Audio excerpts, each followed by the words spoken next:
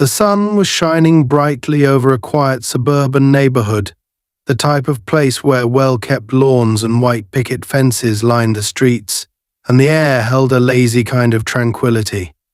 It was the first day of summer vacation, and siblings Tyler, 10, and Naomi, 12, were outside their home, carefully setting up their small lemonade stand. They had been planning this project for weeks, eager to make a difference in their community by raising money for a cause close to their hearts. Their little brother, who had battled a serious illness the previous year, had spent many days in the local children's hospital, where he was often lonely and isolated. Inspired by this experience, Tyler and Naomi came up with the idea of raising funds to help create a small play area in the hospital, a place where children could feel like kids, even in the hardest of times. With a hand-painted sign reading, "Fresh Lemonade, Help Kids in Need," the stand was complete. They had stacked plastic cups neatly and placed a big glass pitcher in the center, filled with homemade lemonade they had prepared with their dad's help. The excitement in their eyes was contagious, and soon neighbors started noticing the stand and wandering over. Some stopped out of curiosity, while others knew Tyler and Naomi from the local school and wanted to support their cause. Tyler, smiling shyly, poured lemonade, while Naomi, more outgoing and cheerful, engaged with the customers, explaining their mission and the importance of giving back to those less fortunate. The neighborhood they lived in was diverse, with families from various backgrounds living side by side. Yet not everyone welcomed this sense of diversity and unity. Just across the street from their stand lived Mr. Hank Langley, a white man in his early 50s, who had been a resident of the neighborhood long before families like Tyler and Naomi's moved in. Hank was known for his strict routines and quiet, isolated life. He was often seen peering through his window with a frown, silently judging anything that didn't fit his narrow idea of what belonged. His interactions with the neighbors were few, usually consisting of curt nods or disapproving stares. Hank's disdain for change was an open secret. He had once openly complained about certain people moving into the area, though he never specified what he meant. Today, Hank noticed the growing gathering around the lemonade stand from his front window. He watched as people laughed, chatted, and exchanged smiles with the kids, giving them coins and compliments. His face darkened as he saw a steady stream of support for the children's project. To him, this was an intrusion, an unwelcome display that disrupted the order of his street. The sight of children laughing and people gathering stirred something ugly inside him. He believed that families like Tyler and Naomi's didn't belong in his neighborhood, let alone hosting events right on his street. The noise, the laughter, the diversity of faces, everything about it seemed to mock his sense of control and ownership. As the afternoon wore on, the crowd grew, and the siblings found themselves busier than ever. They beamed with pride and gratitude as neighbors praised them for their efforts. A few people even offered to donate without taking lemonade, simply wanting to support the cause. The kids felt validated and empowered, their dream taking shape in a way they hadn't imagined. They glanced at each other with excitement, whispering plans about what toys or equipment they could fund with the donations. But amidst the joy, Naomi noticed Hank's dark silhouette framed in his window, watching them with an unsettling intensity. She tried to ignore him, but his gaze felt like a warning, an omen hanging over their celebration. Suddenly, Hank couldn't bear it anymore. He stormed out of his house, his face flushed with anger, and marched directly toward the stand. The chatter quieted as people noticed him approaching, his heavy footsteps filled with an unspoken threat. Tyler and Naomi's faces fell as they watched him, unsure of his intentions. Hank stopped right in front of the stand, looking down at the kids with a mixture of contempt and disgust. "This is my neighborhood," he spat, his voice dripping with venom. "I don't want to see this kind of mess on my street. Who gave you the right to set up here and disrupt everyone's peace?" Naomi, trying to be brave, replied with a steady voice, "We're just selling lemonade, sir. We're raising money for the children's hospital." But her words only seemed to enrage him further. "I don't care what you're raising money for," he snapped, his face growing redder. "This is a public nuisance. I don't want strangers loitering around here bringing in trouble. Pack up your things and go back where you came from." Naomi clenched her fists, holding back tears, while Tyler looked down, shaken and speechless. Hank sneered at their reaction, as if satisfied with the fear he saw in their eyes. He reached forward, grabbed their sign, and tore it in half, throwing the pieces on the ground with a smirk.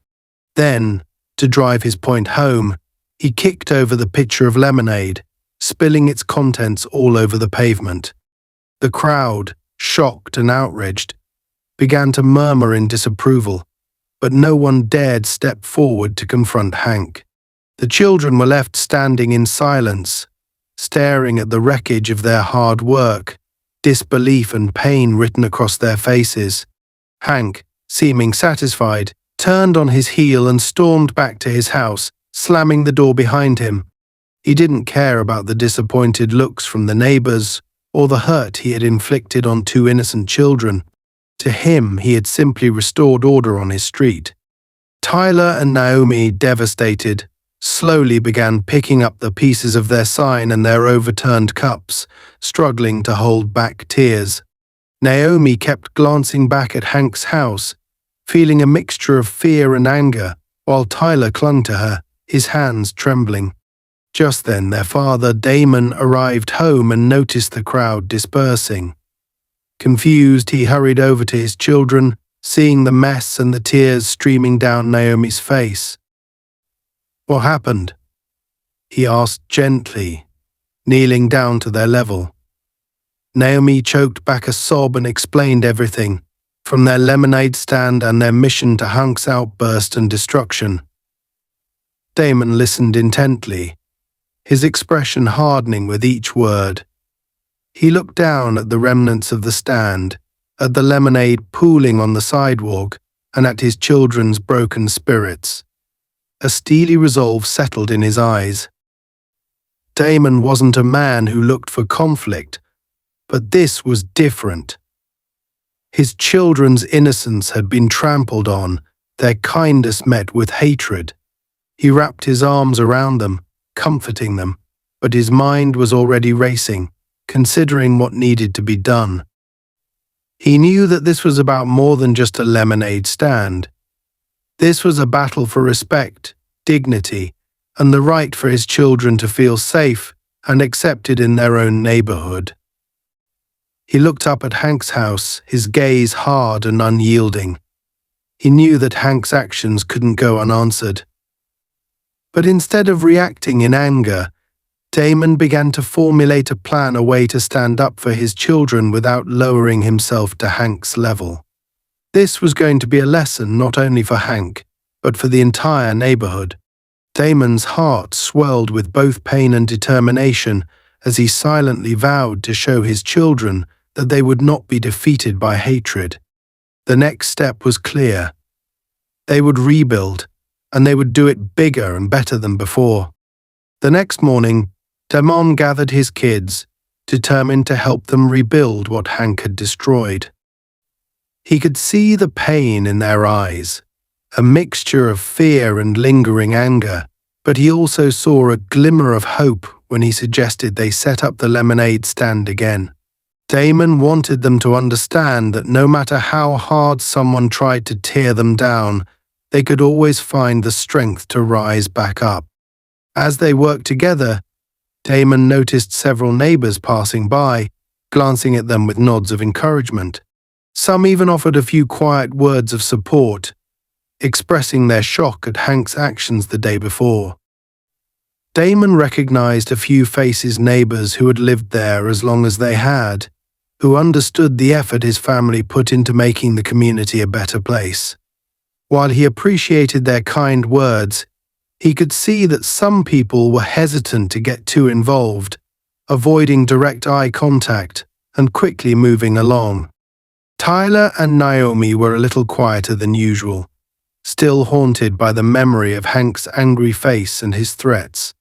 But as they set up their stand once again, arranging cups and pouring fresh lemonade, Damon saw their confidence start to return. He knew that today was about more than lemonade. It was about reclaiming their space, showing Hank and everyone else that they wouldn't be intimidated into silence. By noon, a small crowd had gathered again around the lemonade stand. Damon's plan had worked. Word had spread quickly among the neighbors, and several families had come out to support Tyler and Naomi. Damon had even reached out to a few of his own friends from nearby neighborhoods, inviting them to stop by with their families. The more people that gathered, the stronger the message became. The sidewalk was buzzing with energy, with people laughing, chatting and lining up for lemonade. The sight of so many people in solidarity warmed Damon's heart, but he knew there was still an unspoken tension hanging in the air. Hank watched all of this unfold from his window, seething with rage. To him, this was nothing short of a personal insult. He had expected his display of anger to scare the family off, but instead they had defied him, and now more people than ever were filling his once quiet street. The sight of his neighbors supporting Damon's family felt like a betrayal, a sign that he was losing his grip on the neighborhood he had always considered his own. Unable to contain himself any longer, Hank stormed out of his house, marching over to the stand once more. This time, Damon was ready. As Hank approached, Damon calmly stepped forward, blocking him from reaching the children. Tyler and Naomi froze, their eyes wide with fear as they watched Hank draw nearer. The crowd fell silent, all eyes turning toward Hank and Damon, sensing the tension that simmered between them. "What do you think you're doing, Damon?" Hank sneered, his voice dripping with disdain. "Didn't I make myself clear yesterday? We don't want this kind of mess here. This is a respectable neighborhood, not some street fair." Damon held his ground, his voice steady and calm. "My kids have every right to be here, Hank. They're not causing any harm. They're just trying to do something good for others." Hank laughed bitterly, shaking his head. "Good for others. Spare me the sob story. I know exactly what this is. You're just trying to make a spectacle, to shove your values down everyone's throats. I'm not going to stand by and let my street turn into a circus because of you." Damon took a deep breath, steadying himself. He could feel the anger bubbling inside him, but he knew he had to stay composed, for his kids' sake and for the people watching. He chose his words carefully, making sure his voice carried enough strength to cut through the silence. "Hank, my family has as much right to be here as you do," he said firmly. "And whether you like it or not, this neighborhood it isn't just yours. We're all a part of it, and we all have a right to feel safe and accepted here. My children shouldn't have to live in fear just because you don't like seeing them succeed." Hank's face twisted with fury. He took a step closer to Damon, his voice lowering to a dangerous whisper. "You think you can come here, change things, and make me the outsider? This is my street, my rules. I've been here longer than you, and I know exactly what you're trying to do. But you're not welcome here, Damon, and I'm going to make sure you know it." Damon didn't flinch, holding Hank's gaze with a quiet intensity. "We're not going anywhere, Hank. My kids have as much right to grow up here as anyone else, and if you think you can scare us away, you're wrong." Hank's fists clenched, his face flushing with anger. He glanced around, noticing the growing crowd of neighbors who were now watching him with disapproval. A few people murmured, shaking their heads, clearly disgusted by his behavior. Seeing the looks of judgment, Hank's bravado began to falter. He hadn't expected the neighbors to take Damon's side, and the realization stung. but his pride wouldn't allow him to back down. Turning his attention back to Damon, he spat out, "You'll regret this. I promise you that." With one last glare, Hank stormed off, leaving a tense silence in his wake. The crowd remained still, processing what had just happened. After a moment, one of the neighbors stepped forward and placed a hand on Damon's shoulder, offering a nod of support. One by one, others followed suit, some placing money in the donation jar, others simply giving words of encouragement to Tyler and Naomi. Damon looked down at his kids, their eyes filled with a mix of fear and pride. He gave them a reassuring smile, silently promising them that they would get through this together. He knew that Hank's words weren't just empty threats. The man was likely to make good on his promise to make their lives difficult. But Damon also knew that he couldn't back down now. Hank's intimidation tactics had only strengthened his resolve. This was about more than a lemonade stand. It was about standing up for his family's right to exist without fear, without judgment, without being made to feel like intruders in their own home. As the crowd began to disperse, Damon helped his kids pack up the stand, making plans to come back the next day. His mind was already racing with ideas on how to ensure they could keep going without interference. Perhaps they could even get official permission from the neighborhood association to set up the stand as a community-supported project, making it harder for Hank to interfere. Later that evening, Damon sat with his children, discussing the events of the day. "Naomi, trying to understand," asked Dad, "why does Mr. Langley hate us so much? We didn't do anything wrong." Damon looked at his children, seeing the confusion and hurt in their eyes. He struggled to find the right words to explain the complexities of prejudice and the ugliness of hatred in a way that would make sense to them. After a pause, he replied, "Sometimes people hold on to old ideas, things they believe about others without really knowing them. It's not about us, but about something in him that he hasn't learned to let go of. But that doesn't mean we stop doing what's right. Okay, we'll keep doing good things, and maybe one day he'll see that we're not his enemies." Tyler nodded, still looking thoughtful, and Naomi hugged her father tightly, as if drawing strength from his words. Damon knew that their journey wasn't over. Hank had shown his true colors, and Damon suspected that he wasn't finished yet. But Damon also felt a renewed sense of purpose. This wasn't just a battle for respect, it was a lesson for his children about standing tall in the face of adversity, about resilience, and about the power of community. That night, Damon sat alone, thinking through his next steps. He knew that Hank's hatred ran deep and wouldn't disappear with a single confrontation. But he was prepared to fight for his family's place in the neighborhood, to show his children that they belonged here just as much as anyone else. And as he looked at the quiet street outside, Damon made a silent promise they would rise above the hatred, no matter what came next. The next weekend, Damon and his kids once again set up the lemonade stand, but this time they were prepared. After the incident with Hank, Damon had taken the extra step of contacting a few community leaders and members of the neighborhood association to gain formal support for his children's project. He shared the story of Tyler and Naomi's goal to raise money for the children's hospital and described Hank's destructive outburst. Several people in the community had responded with anger and empathy, pledging their backing for the stand.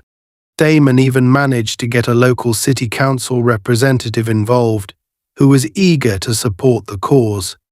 With this newfound support, Damon wasn't just setting up a lemonade stand this time, he was creating a small community event. He reached out to neighbors and invited them to bring their families, offering to provide refreshments and a place for the kids to play.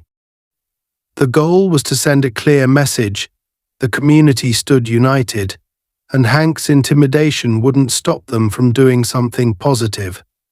By noon, the street outside Damon's house was alive with people. Some had brought folding chairs, others carried small tables with snacks, and a few neighbors even set up games for the children. The air was filled with laughter and the chatter of friends reconnecting, as children ran around with lemonade in hand and adults exchanged smiles and friendly nods. Damon felt a sense of pride and relief.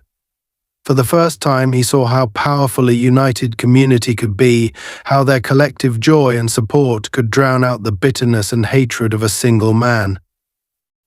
But in the midst of the happiness, there was an undercurrent of tension. Although Hank hadn't been seen yet, Damon and the neighbors sensed that he wouldn't let the event pass without making his presence known. They could feel the weight of his gaze from behind the curtains of his house.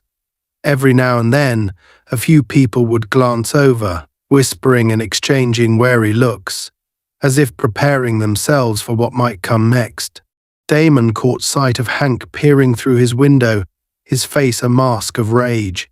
He knew it was only a matter of time before Hank would make his move. Sure enough, after an hour or so, Hank finally emerged from his house. Dressed in a tight-collared shirt, his jaw clenched, he looked like a coiled spring ready to snap. He stormed across the street, his fists balled and his gaze fixed on Damon.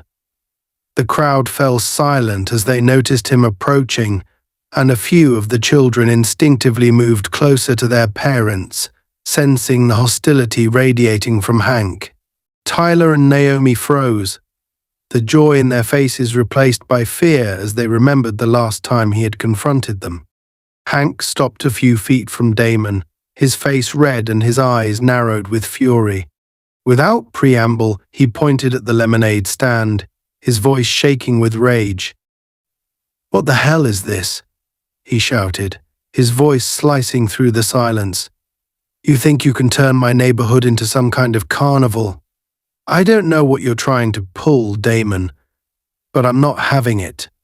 I've had enough of your nonsense." Damon met Hank's glare with a calm, steady gaze. The quiet strength in his expression seemed to unnerve Hank, but it only fueled his anger further. "This isn't nonsense, Hank," Damon replied evenly. "My kids are just trying to do something positive. They're raising money for a cause that means a lot to them. They're not hurting anyone, and this isn't just your neighborhood. It belongs to all of us." Hank's face twisted with contempt as he sneered. "Belongs to all of us? Don't kid yourself. I've lived here long before people like you moved in. This place had class and order until you started bringing in all your noise and your outsiders. Look around, Damon. You're turning this street into a mess." Damon clenched his jaw, fighting to keep his temper in check. "The only mess here, Hank, is the hatred you're bringing to this neighborhood. My children shouldn't have to live in fear because you can't handle the idea of a diverse community. This isn't the past, Hank. We're here to stay, and we're not going anywhere." Hank's eyes flashed with fury. He looked around at the crowd, his gaze hard and accusing, as if daring anyone to speak against him. A few of the neighbors exchanged uncomfortable glances, but Damon could see in their faces that they were done with Hank's behavior. The support for his family and their cause was palpable, and it was clear that Hank was the one who was out of place. Then, with a sudden violent gesture, Hank lunged forward, knocking over the lemonade stand once again. Cups and lemonade spilled across the pavement as Tyler and Naomi gasped, stepping back in shock. The crowd murmured in horror, but before anyone could react, Hank turned to Damon, jabbing a finger in his face. "I'm warning you," he growled, his voice low and dangerous. "You better get out while you still can. This is only the beginning. I'll make sure you regret ever moving here." Damon, his face filled with anger and disbelief, stood his ground, refusing to back down. He didn't raise his voice, but his words carried an intensity that cut through Hank's bluster. You can threaten me all you want, Hank, but I won't be intimidated. My children have a right to feel safe and welcome here, just like everyone else's. And if you can't handle that, maybe you're the one who doesn't belong." The crowd around them shifted, a few people stepping forward, emboldened by Damon's words.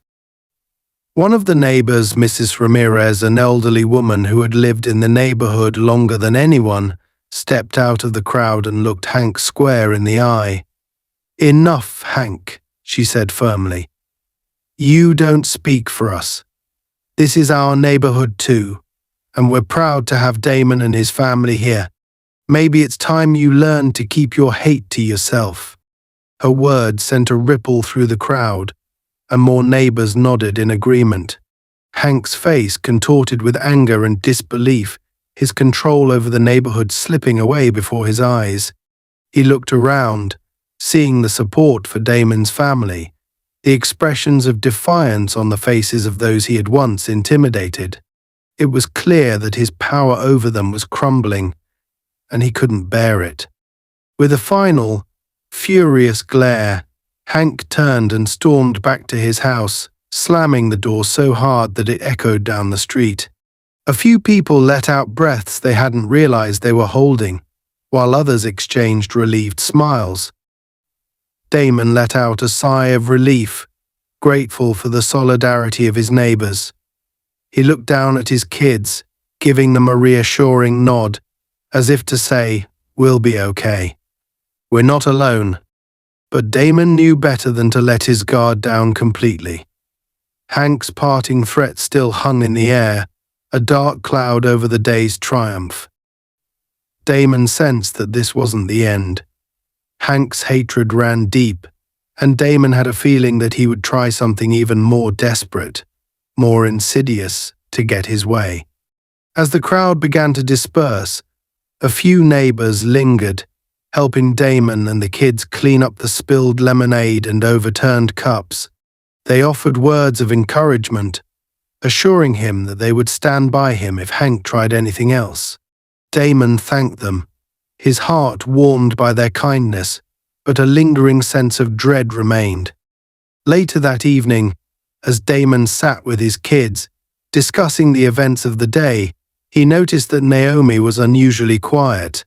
She had been holding up well, putting on a brave face, but he could see the strain in her eyes. Tyler, too, seemed subdued, his usual energy dampened by the day's events. "Dad," Naomi finally spoke, her voice barely above a whisper. "What if Mr. Langley, what if he tries to hurt us again?" He looked so angry. "I'm scared." Damon put his arm around her, pulling her close. "I know, sweetheart," he said softly. "But we're not alone. Our neighbors are with us, and will stand together. Mr. Langley might be angry, but that doesn't give him the right to make us feel unwelcome. We have every right to be here, just like anyone else." "But why does he hate us so much?" Tyler asked, his brow furrowed in confusion. "We didn't do anything to him." Damon sighed, struggling to find the right words. Sometimes people are afraid of things they don't understand, or they hold on to old ideas that make them see others as enemies. It's not fair, and it's not right, but we can't let that change who we are. We have to keep doing what's right and stay strong, no matter what. The children nodded, their faces still uncertain but slightly reassured. Damon knew they would need time to fully process what had happened, and he was prepared to be there for them, every step of the way. As the night deepened, Damon sat alone, looking out at the quiet street, his mind racing. He knew that Hank's hatred wouldn't disappear overnight, and he suspected that the man was planning his next move. Damon would have to be vigilant, ready to protect his family from whatever came next. This wasn't just about a lemonade stand anymore, it was about standing up to hatred and fear. Damon made a silent vow that no matter what Hank tried, he wouldn't let his family be intimidated. They would continue to spread kindness, to foster unity, and to show that love was stronger than hate. And if Hank Langley wanted a fight, Damon was more than ready to face him, not with anger or violence, but with resilience, strength, and the unwavering support of his family and community. This was only the beginning, and Damon was prepared to see it through to the end. The days following Hank's public outburst passed in a tense lull. Damon noticed that his neighbors continued to offer smiles and supportive nods, but a subtle apprehension had settled over the street. Hank's threat hung in the air like a storm cloud, and everyone could feel its weight, waiting for the inevitable crack of thunder. For a while it seemed that Hank might be retreating. He kept his blinds drawn, his car in the driveway, and barely showed his face. But Damon knew better. He sensed that Hank was simply regrouping, that the man's wounded pride would drive him to strike again, only this time it would be more insidious. A week later, Damon received a letter from the neighborhood association. The formal tone of the letter was unsettling, a stark contrast to the warm conversations he'd had with his neighbors. They had scheduled a meeting to discuss a resident complaint regarding unauthorized activities. Clearly, Hank had filed an official complaint about the lemonade stand and the neighborhood gathering. The letter requested that Damon attend so he could present his side of the story. When Damon showed the letter to his children, he could see the worry in their eyes. Naomi's hands tightened around the letter as she read it, and Tyler looked up at Damon with a mixture of fear and frustration. "Dad, what if they shut down the lemonade stand?" Tyler asked, his voice trembling slightly. "We worked so hard. And it's all for a good cause." Damon knelt down beside his children, placing a reassuring hand on each of their shoulders. "We're not going to let one man's hatred ruin what we've built," he said firmly. "We're going to go to that meeting, and we're going to tell them the truth. Our neighbors know why we're doing this, and they're not going to let Mr. Langley's anger win. Trust me." The evening of the meeting arrived, and Damon walked to the community center with a determined stride, his children beside him. Naomi clutched a small folder containing letters from some of the kids at the children's hospital, thanking them for their fundraising efforts. She hoped these letters would help the neighborhood association see the importance of their project. Tyler held his father's hand, his small fingers wrapped tightly around Damon's, as if drawing strength from him. When they arrived, the room was already filled with neighbors, some of whom offered encouraging nods and smiles as Damon and his children entered. But the atmosphere was heavy, a mix of quiet support and apprehension, as everyone awaited the discussion that would soon unfold. Hank sat in the front row, his arms crossed over his chest and a smug look on his face, as if he had already won. The head of the association, Mrs. Caldwell, an older woman with a dignified presence, called the meeting to order. "Thank you all for being here," she began, her gaze sweeping across the room. "We've called this meeting in response to a formal complaint regarding unauthorized activity on our street. Mr. Langley has raised concerns about noise, safety, and what he describes as public disturbances caused by the recent gatherings." Hank stood up, interrupting Mrs. Caldwell before she could continue. "Thank you, Mrs. Caldwell," he said, his voice carrying a tone of exaggerated politeness. "I think it's about time we address the behavior that's been disrupting our neighborhood. Damon here has turned our quiet street into a circus. His children's little project," he sneered as he said the word, "has brought strangers into our community, made it unsafe for residents, and frankly, it's a nuisance." A few people in the crowd muttered in disagreement, but Hank ignored them, pressing forward with his accusations. "I'm not trying to be the bad guy here," he continued, his voice dripping with insincerity. "But I've lived here for decades. I know what's best for our neighborhood. and what's best is to keep things peaceful and orderly, not to invite crowds and noise." Mrs. Caldwell nodded, then turned to Damon. "Mr. Turner, would you like to respond?" Damon rose, keeping his expression calm, though his heart pounded with a mixture of anger and determination. "Thank you, Mrs. Caldwell," he said, glancing briefly at Hank before addressing the room. "My children's lemonade stand isn't just about selling lemonade. They're raising money for a cause that's close to their hearts to help the children's hospital where our youngest son was treated. This project has given them a sense of purpose, a way to make a difference, and our neighbors have shown incredible support. We're not bringing danger to the neighborhood. We're bringing people together for something positive." He gestured to Naomi, who held up the folder of letters. "These are letters from the kids at the hospital, thanking us for the donations we've raised. My kids aren't causing harm. They're showing kindness, compassion, and a desire to give back. I don't see how that's a disturbance." The room was silent for a moment as Damon's words sank in. Then a few neighbors began to clap quietly, their applause building until it filled the room. Damon glanced at his children, pride in his eyes, as he saw their confidence grow in the face of Hank's hostility. But Hank wasn't finished.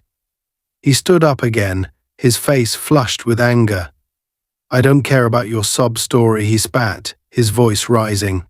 "This isn't about charity. This is about respect for the rules of our neighborhood. Damon and his family have no right to come here and change the way things are. I've lived here longer than any of you, and I know what's best for this community." Mrs. Caldwell raised her hand, signaling for Hank to sit down. "Mr. Langley, please let us continue," she said firmly. Then she looked at Damon and his children, her expression softening. "Thank you for sharing your perspective, Mr. Turner. We've heard both sides, and I think it's clear that Damon's family has the support of many in this room. However, we must respect the association's regulations." She paused, glancing at the members of the board before continuing. "We propose that Damon's family be allowed to continue their project, but we will set designated days and times for the lemonade stand, so as to avoid any potential disturbances. This way we can balance Mr. Langley's concerns with the community's desire to support this cause." Damon felt a surge of relief and gratitude. The compromise wasn't perfect, but it was a victory. They could keep going, and that was what mattered. He looked over at Hank, who was fuming, his fists clenched tightly, as he realized his complaint hadn't succeeded in shutting them down. After the meeting, neighbors approached Damon to shake his hand, congratulate him, and encourage his children. Naomi and Tyler beamed as they received praise for their resilience and their dedication to helping others. But Damon could still feel Hank's eyes on them, watching from a distance, his expression twisted with resentment. It was clear that Hank wasn't done yet. His pride had been wounded, and Damon knew that a man like Hank would not accept defeat easily. A few days later, Damon's suspicion proved correct. Early in the morning, they discovered graffiti sprayed across their fence. The words "Go back to where you came from" were scrawled in angry red letters, and there was no question who had done it. Tyler stared at the fence, his face pale with shock, while Naomi's eyes filled with tears. Damon felt a flash of rage, his fists tightening as he looked at the hateful words. But he knew he couldn't let anger consume him, not in front of his children. Instead, he turned to them and said, "We're going to paint over this. This is our home, and no one is going to take that from us." With the help of a few neighbors who had heard about the incident, they spent the morning repainting the fence, covering the hateful message with fresh coats of white. As they worked, Naomi and Tyler seemed to regain some of their spirit, realizing that their family and their community were standing with them. The act of repainting became a symbol of resilience, a reminder that they would not be defeated by fear. As they finished, one of their neighbors suggested adding a new message, something positive to replace the hateful graffiti. Naomi, inspired, picked up a paintbrush and carefully wrote, "We belong here," in bold letters across the fence. The neighbors applauded as she stepped back, her eyes shining with pride. But Damon knew that this act of defiance would only push Hank further. He saw Hank watching them from his window, his face filled with barely concealed rage. Damon realized that Hank's hatred went beyond mere annoyance. It was deeply rooted, an ugly part of him that couldn't stand to see others finding joy and community on what he saw as his territory. That night, as Damon sat with his children, he spoke to them about the power of resilience. People like Mr. Langley want us to feel small, to feel afraid. But we're stronger than that. We have each other, and we have our friends and neighbors. No one can take away what makes us who we are. Tyler and Naomi listened, nodding, their spirits lifted by their father's words. They knew that there would be more challenges ahead, that Hank's hatred might bring more pain. But they also understood, perhaps for the first time, the strength that came from standing together, from refusing to be broken by someone else's darkness. And as they went to bed that night, Damon made a quiet promise to himself they would continue to live with dignity and strength, no matter what Hank did. The hatred that lingered outside their door would not change the love and unity that filled their home. This was only the beginning of their battle, but they were ready. They would face whatever came next with the same courage and grace that had carried them this far. The summer evening was warm and quiet when Damon returned home to find a police car parked in front of his house. His heart skipped a beat as he hurried toward the door, anxiety simmering in his chest. He saw Tyler and Naomi peeking out from behind the curtains, their faces pale with fear, and knew that something was terribly wrong. As he approached, one of the officers stepped forward to intercept him, her expression neutral but firm. "Mr. Turner?" she asked, glancing at a notepad. Damon nodded, his gaze flicking from her to his children, still watching anxiously from inside the house. "Yes, that's me." "Is everything all right, officer?" he replied, struggling to keep his voice steady. "We received a call from one of your neighbors, Mr. Langley, who reported suspicious activity and disturbances from your residence," she explained, her tone professional. "He claimed there was a gathering here that was out of control, and that he feared for the safety of the neighborhood." Damon couldn't believe what he was hearing. He'd dealt with Hank's hostility in various forms, but involving the police was a new low. He forced himself to remain calm, knowing that losing his temper would only play into Hank's hands. "Officer, I assure you there's no disturbance here. My family and I have simply been spending time with a few friends and neighbors. There's nothing remotely out of control going on."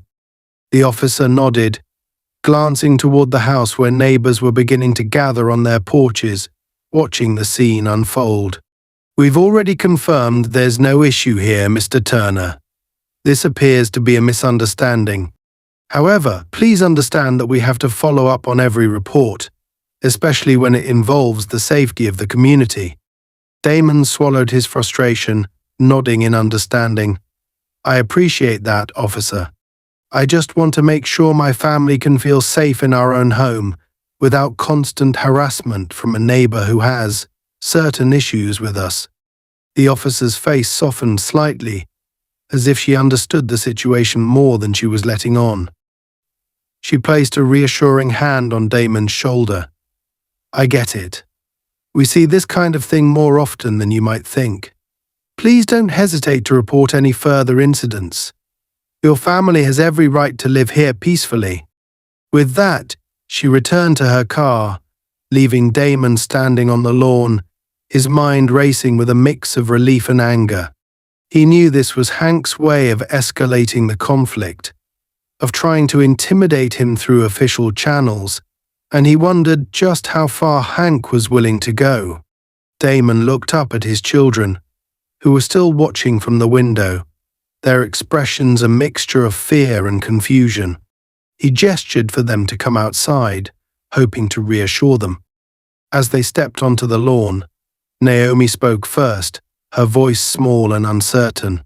"Dad, is Mr. Langley going to keep calling the police on us? Are we doing something wrong?" Damon knelt down, looking his children in the eyes. "No, sweetheart, we're not doing anything wrong. Some people don't like seeing others happy, especially when they're different from what they're used to. But that doesn't mean we have to change who we are or stop doing what's right. We're not going to let fear control us." Tyler nodded, trying to appear brave, but Damon could see the worry etched into his young face. He felt a surge of protectiveness, realizing that this wasn't just about him anymore. It was about showing his children how to stand tall, even in the face of unwarranted hatred.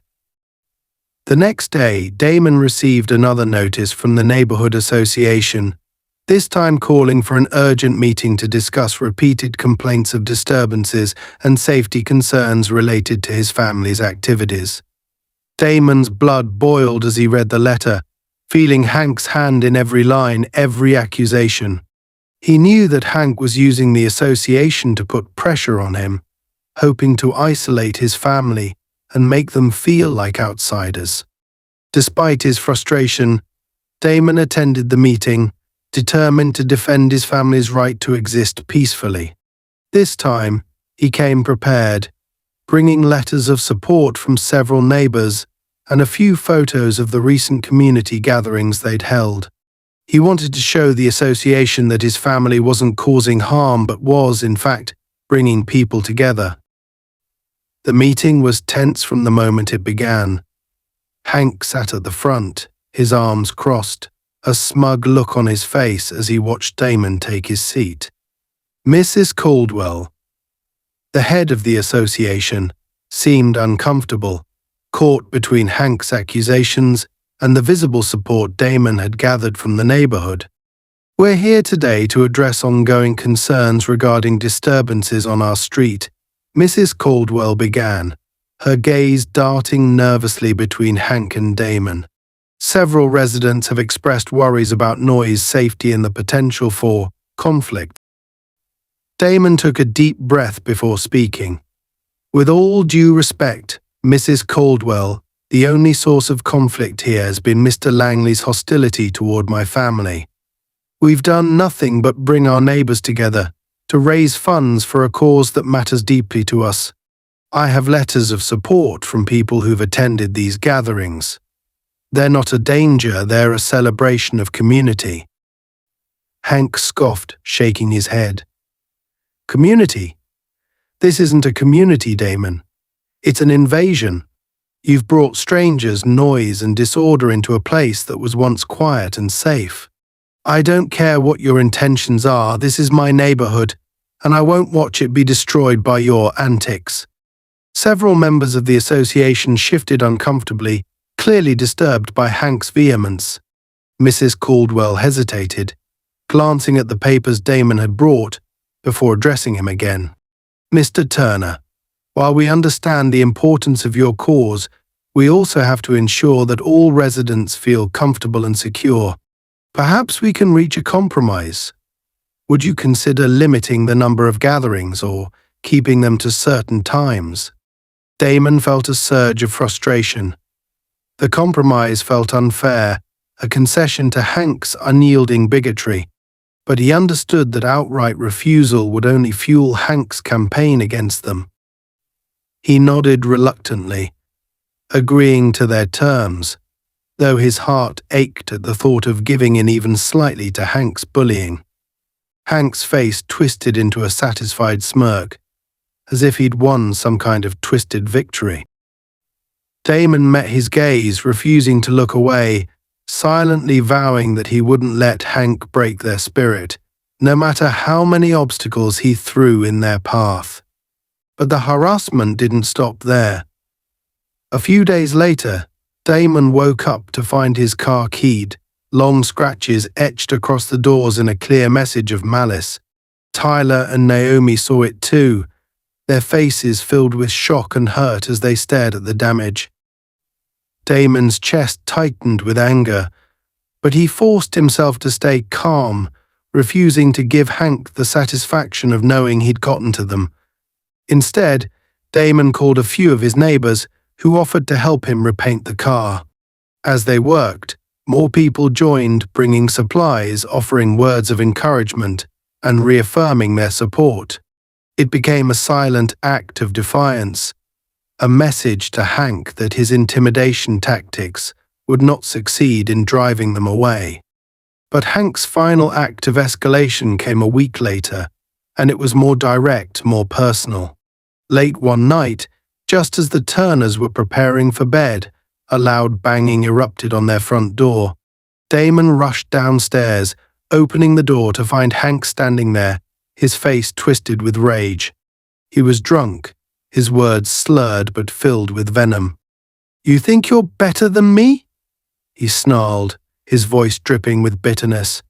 "You think you can waltz in here, bring in your noise and your people and take over my neighborhood? I built this place. I kept it safe. And you're tearing it apart." Damon clenched his fists, his body tense as he listened to Hank's tirade. He could feel the weight of his children's eyes on him from the top of the stairs, watching to see how he would respond. Taking a deep breath, Damon spoke, his voice calm but firm. "Mr. Langley, you're trespassing on my property. I suggest you go home before you do something you'll regret." Hank's eyes narrowed, a twisted grin spreading across his face. "Or what? You'll call the cops on me? Go ahead. See if they care. I know people, Damon. I've got connections. You think you scare me? I'm not going anywhere. And neither are you not until I say so." With that, he stumbled back down the porch steps, his laughter echoing down the quiet street. Damon watched him go, his mind racing, a sick feeling settling in his stomach. He knew that Hank was dangerous, that his hatred had reached a boiling point, and he knew that it was only a matter of time before this would come to a head. As he closed the door, Damon looked up at his children, who stood at the top of the stairs, their faces pale and anxious.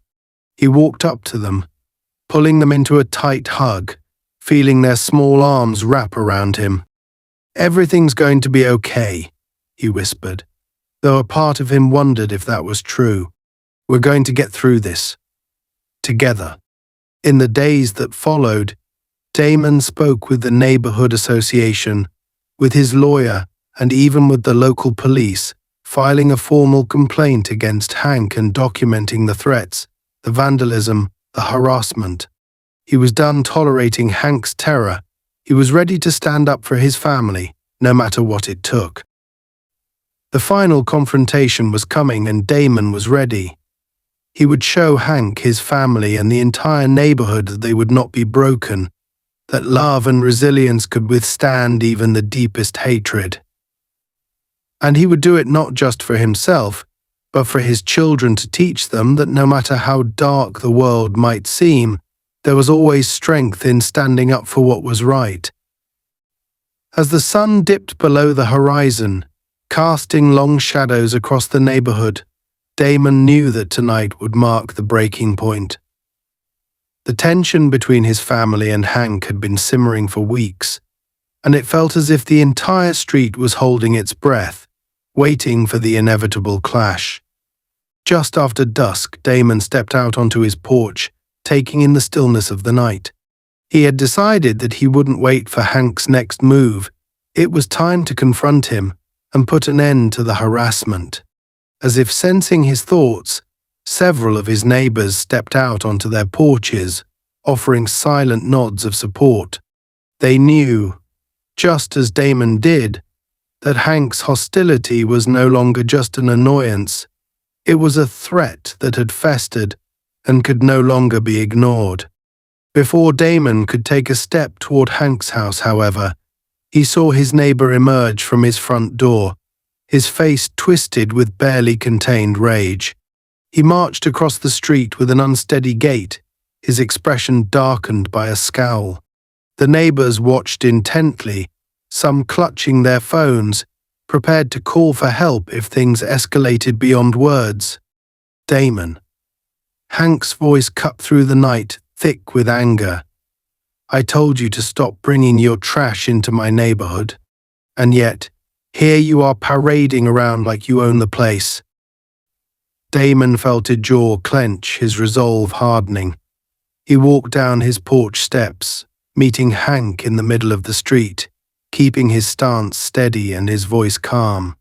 Hank, this is everyone's neighborhood. My family and I have as much right to be here as you do, and we're not going anywhere. Your threats, your harassment, it ends tonight. Hank let out a bitter laugh, loud and mocking, glancing around at the gathering neighbors as if daring them to interfere. Ends tonight? He sneered. Who do you think you are, Darman? You think just because you've got your neighbors here, that makes you invincible. I've been in this place longer than any of you. I decide what happens here. Damon met his gaze, refusing to back down. The only one bringing problems here is you, Hank. We all see it. We all know it. But this isn't about winning some imaginary fight. This is about respecting each other, about living peacefully. If you can't accept that, maybe you're the one who doesn't belong here. The word struck Hank like a physical blow. His face reddened, his fists clenched tightly at his sides. You think you're better than me, he spat. You think you can waltz in here, changing things, making everyone bend to your rules. I built this place. People like you don't belong here. At those words, a few neighbors murmured in disapproval. Mrs. Caldwell, the head of the neighborhood association, who had always maintained a neutral stance, now stepped forward. Her usually composed face showed a mixture of sadness and disappointment. Hank, we all have a place here, she said quietly, yet with a firmness that silenced the crowd. This neighborhood is for everyone who respects it, who wants to see it grow. Damon and his family are part of our community. They're not the problem here. Hank's mouth twisted into a bitter snarl, and he glared at her before turning his fury back to Damon. You've poisoned them, Damon. You've made them forget what this place was, what it was supposed to be. You think you can make me leave? His voice was now tinged with desperation, a hint of fear betraying his anger. Damon shook his head slowly. No one wants to make you leave, Hank. We just want you to accept that times change, that communities grow. There's room for everyone if we respect each other. But if you can't let go of this hatred, then you'll be the one left behind. For a moment, Hank stood there, his face a mask of conflicted emotions. The weight of his isolation became clear as he looked around, seeing only reproachful faces, neighbors who had once quietly tolerated his bitterness, but had finally turned against it. In that instant, he realized that his influence, his ability to intimidate, was gone. Without another word, Hank turned away, his shoulders slumped, and stumbled back toward his house. He didn't look back, his figure swallowed by the shadows as he crossed the threshold of his door, retreating into a silence that he had created for himself. The tension that had filled the air slowly dissipated, replaced by a sense of relief, a collective sigh as neighbors looked at one another, with expressions of shared understanding. They had faced a darkness together, had drawn a line in the sand, and had stood in solidarity for the right to live without fear. Damon turned to his children, who had been watching from the porch, their faces a mixture of relief and admiration. He walked back to them, pulling them into a tight embrace, feeling the weight of the last few weeks lift from his shoulders. As the neighbors began to return to their homes, Mrs. Caldwell approached Damon, a soft smile on her face. You did well, Damon, she said. Sometimes standing up is the hardest thing to do, but it's the only way forward. Thank you for showing us that. Damon nodded, a quiet gratitude in his eyes. "Thank you for standing with us. We couldn't have done it alone." In the days that followed, the neighborhood felt different, lighter, as if a shadow had been lifted. Damon's children set up their lemonade stand once again, but this time it was more than just a fundraising project. It was a symbol of resilience, of unity, and of a community that had chosen love over hatred. Neighbors continued to stop by, sharing laughter, stories, and cups of lemonade, each small act reaffirming the bond they had formed. They knew that challenges would come and go, but they had learned the power of standing together, of refusing to let fear and prejudice define them.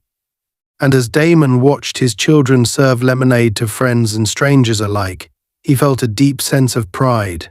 He had shown his children that even in the face of hatred, there was a way to respond with strength, with grace, and with unwavering love. In the end, it was this love, this resilience that had won the day, and Damon knew that no amount of darkness could ever extinguish that light.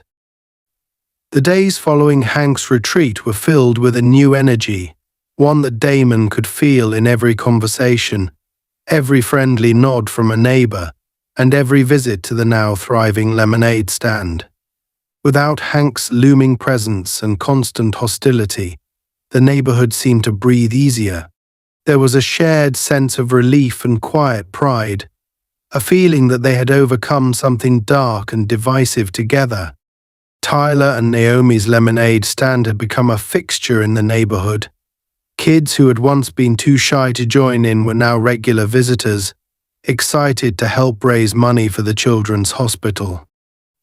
Parents came by not only to donate but to lend a hand, bringing extra supplies and sometimes staying to chat about future plans for the neighborhood. Damon watched all of this unfold with a deep sense of satisfaction. The stand was no longer just a way to raise funds, it had become a symbol of resilience, a testament to their ability to stand strong in the face of prejudice and adversity. One weekend afternoon, Mrs. Caldwell stopped by the stand, holding a small box wrapped in a simple ribbon. She approached Damon with a warm smile and handed him the box. Inside was a plaque that read, "In recognition of courage and unity for Damon Turner and family." Damon's throat tightened as he read the words, touched by the gesture. He looked up at Mrs. Caldwell, who had tears in her eyes. "Thank you," he managed, his voice thick with emotion. "This means so much to us." Mrs. Caldwell nodded. "You've given this neighborhood something it didn't realize it needed. You showed us the strength of standing together. We're a stronger community because of what you and your family have done." Damon mounted the plaque beside the lemonade stand, and it quickly became a point of pride for the neighborhood. People would stop to read it, some leaving little notes or flowers beside it. It was a small but powerful reminder of the changes that had taken place, of the decision they had all made to reject hate and fear. One afternoon, as Tyler and Naomi were finishing up for the day, they noticed a familiar figure standing across the street. It was Hank, watching from the edge of his yard. He looked different, older, quieter, as if the bitterness that had fueled him for so long had finally begun to erode his spirit. Damon saw him too, and for a moment, the two men's eyes met. To everyone's surprise, Hank slowly crossed the street, his hands shoved in his pockets. Damon tensed slightly, not knowing what to expect, but as Hank approached, he raised his hand in a hesitant gesture of peace. "Damon," Hank said quietly, his voice rough. I've done a lot of things I'm not proud of." He looked down, his gaze flicking to the lemonade stand and then back to Damon. "I never meant for things to get this far. I was angry and scared." Damon listened, the silence between them heavy. Finally, he nodded. "It's not easy to change, Hank, but it's never too late to try." Hank looked away, nodding slowly. He seemed smaller somehow, humbled by the acknowledgement of his own actions. "I don't expect forgiveness," he said, his voice barely a whisper. "But maybe we can start over." Damon extended his hand.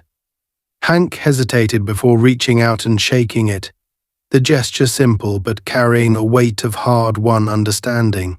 The neighbors who had witnessed the exchange nodded approvingly, recognizing that sometimes the hardest battles were the ones fought within. As Hank walked back to his house, Damon turned to his children, who had watched the entire exchange in silence. Sometimes, he told them, it takes more courage to forgive than to hold on to anger. People can change if they're willing to. Naomi nodded, her gaze thoughtful. Tyler reached up, squeezing his father's hand, a quiet strength in his small gesture. Damon knew they would remember this moment, this lesson, and carry it forward into their lives. From that day on, Hank remained mostly to himself, no longer bothering Damon's family or anyone else in the neighborhood. He became a quieter, almost reclusive figure, but he no longer carried the bitterness that had once isolated him from everyone around him. And Damon found peace in knowing that their stand against hatred had not only protected his family but had also, in some way, transformed the man who had once been their greatest adversary. In the end, Damon's family had done more than just raise money for a cause. They had built a legacy of strength, compassion, and unity, one that the neighborhood would carry forward for years to come. Their stand had reminded everyone that no matter how deep prejudice might run, kindness and resilience could reach deeper still.